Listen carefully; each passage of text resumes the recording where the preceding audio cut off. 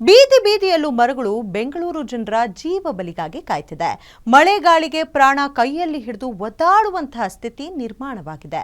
ಆದರೆ ಪಾಲಿಕೆ ಮಾತ್ರ ಇನ್ನು ಕುಂಭಕರ್ಣ ನಿದ್ದೆಯಿಂದ ಎದ್ದಿಲ್ಲ. ಮರಗಣತಿ ಶುರುವೇನೋ ಆಗಿದೆ, ಆದರೆ ಕ್ಲೈಮ್ಯಾಕ್ಸ್ ಕಾಣದೆ ಪಾಸ್ ಆಗಿದೆ. ಈ ಕುರಿತಾದಂತಹ ಒಂದು ರಿಪೋರ್ಟ್ ನಿಮ್ಮ ಮುಂದೆ.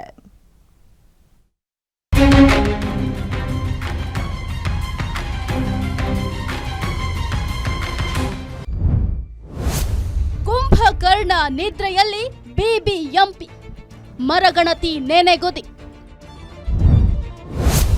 ನಗರದ ಬೀದಿಯಲ್ಲಿ ಬೇರೂರಿವೆ ಯಮ ಮರಗಳು. ಸಿಲಿಕಾನ್ ಸಿಟಿ ಮರಗಳಿಂದ ಸಾವು ನೋವುಗಳು ಸಂಭವಿಸುತ್ತಿವೆ. ಆದರೆ ಪಾಲಿಕೆ ಮಾತ್ರ ಇದಕ್ಕೂ ನಮಗೂ ಸಂಬಂಧನೇ ಇಲ್ಲ ಅನ್ನೋ ರೀತಿ ಕೇರ್ಲೆಸ್ ಮುಂದುವರೆಸಿದ್ದು ಜನ ಹೈರಾಣಾಗಿದ್ದಾರೆ.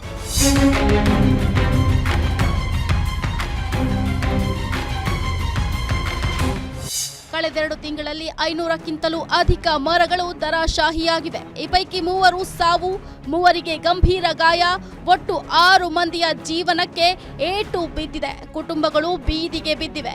ಇಷ್ಟೆಲ್ಲ ಅವಾಂತರ ಆದ್ರೂ ಕುಂಭಕರ್ಣ ನಿದ್ದೆ ಬಿಡದ ಬಿಬಿಎಂಪಿ ಅಧಿಕಾರಿಗಳು ಕಳ್ಳಾಟ ಮುಂದುವರಿಸುತ್ತಿದ್ದಾರೆ. 2023 ಅಕ್ಟೋಬರ್ನಲ್ಲಿ ಶುರುವಾದ ಮರಗಣತಿ ಇನ್ನೂ ಪೂರ್ಣಗೊಳಿಸಿಲ್ಲ. ಕಳೆದೆರಡು ವರ್ಷದಿಂದ ಮರ ಎಣಿಕೆ ಮುಗಿಸಲಿಲ್ಲ. ಪಾಲಿಕೆ ಅಧಿಕಾರಿಗಳ ವಿರುದ್ಧ ಆಕ್ರೋಶ ಹೆಚ್ಚಾಗ್ತಿದೆ. ಈ ಬಿಬಿಎಂಪಿ ಅಧಿಕಾರಿಗಳು, ಅರಣ್ಯ ವಲಯ ಅಧಿಕಾರಿಗಳು ಏನು ಮಣ್ಣು ತಿಂತವ್ರೇನೋ ಅರ್ಥ ಆಗ್ತಾ ಇಲ್ಲ. ಯಾಕೆಂದ್ರೆ ಇನ್ನೆಷ್ಟು ಬಲಿ ಬೇಕ್ರಿ? ಇವಾಗ ಆಲೇ ವರ್ಷಕ್ಕೆ ಸುಮಾರು 10 ರಿಂದ 15 ಜನ ಮರ ಕೊಂಬೆ ಬಿದ್ದು ಹಾಳಾಗಿ ಹೋಗ್ತವ್ರೆ. ಅವ್ರಿಗೆ ಆರೋಗ್ಯ ತಲೆ ಮೇಲೆ ಮೊನ್ನೆ ಪಾಪ ಹುಡುಗನ ಸ್ಥಿತಿ ಚಿಂತಾಜನಕ ಆಗಿದೆ. ಇನ್ನೆಷ್ಟು ಬಲಿ ಬೇಕು? ಇನ್ನೆಷ್ಟು ಬೇಜವಾಬ್ದಾರಿತನದಿಂದ ಕೆಲಸ ಮಾಡ್ತಾ ಇದ್ದೀರಾ? ಅಲ್ಲ, ಅಟ್ಲೀಸ್ಟ್ ಒಂದು ಸರ್ವೆ ಕೊಡೋಕೆ ಯೋಗ್ಯತೆ ಇಲ್ಲ ಅಂದಮೇಲೆ ಏನಕ್ಕೆ ನೀವು ಅಧಿಕಾರಿಗಳು ಬಿಬಿಎಂಪಿಯಲ್ಲಿ ಕುತ್ಕೊಂತೀರಾ ಅಂತ ನಾನು ಅರ್ಥ ಆಗ್ತಾ ಇಲ್ಲ. ಉಸ್ತುವಾರಿ ಸಚಿವರು ಯಾಕೆ ಇದ್ರ ಬಗ್ಗೆ ಯೋಚನೆ ಮಾಡ್ತಾ ಇಲ್ಲ? ಉಸ್ತುವಾರಿ ಸಚಿವರು ಯಾಕೆ ಇದ್ರ ಬಗ್ಗೆ ತಲೆ ಕೆಡಿಸ್ಕೋತಾ ಇಲ್ಲ ಅಂತ ಇನ್ನೂ ಅರ್ಥ ಆಗ್ತಾ ಇಲ್ಲ. ಇನ್ನು 2024 ಮಾರ್ಚ್ನಲ್ಲೇ ಮುಗಿಯಬೇಕಿದ್ದ ಮರಗಣತಿ ಇನ್ನೂ ಮುಗಿದಿಲ್ಲ. ಪಾಲಿಕೆ ಅಸಡ್ಡೆಗೆ ಮುಗ್ಧ ಜೀವಗಳು ಬಲಿಯಾಗಿದೆ. 8 ವಲಯಗಳಲ್ಲಿ ಮರಗಣತಿಗೆ 2023ರಲ್ಲಿ ಚಾಲನೆ ನೀಡಿದ ಪಾಲಿಕೆ ಇದುವರೆಗೂ ಮಾಡಿರೋದು ಕೇವಲ 5 ವಲಯಗಳಲ್ಲಿ ಮಾತ್ರ. ಅದು ಕೂಡ ಬರೀ ಅರ್ಧಂಬರ್ಧ. 3 ವಲಯಗಳಲ್ಲಿ ಬಾಕಿ ಉಳಿಸಿಕೊಂಡಿದೆ. ಸದ್ಯ ಗಣತಿ ನಡೆದಿರುವಂತಹ ಮರಗಳ ಪೈಕಿ ಬಲಹೀನ ಮರಗಳು ಎಷ್ಟು ಅನ್ನೋ ಮಾಹಿತಿ ಬಿಡುಗಡೆ ಮಾಡದೆ ಅಸಡ್ಡೆಯನ್ನ ತೋರ್ತಿದೆ. 100ಕ್ಕೆ 100 ಎಡವಟ್ಟಾಗ್ತದೆ. ಇವ್ರು ಗ್ರೇಟರ್ ಬೆಂಗಳೂರಲ್ಲ, ಬಿಬಿಎಂಪಿ ನಡ್ಸಕ್ಕಾಗದಿರೋರು ಗ್ರೇಟರ್ ಬೆಂಗಳೂರನ್ನ ಹೆಂಗ್ ನಡೆಸ್ತಾರೆ? ಇವ್ರು ನೀತಿನೇ ಸರಿ ಇಲ್ಲ.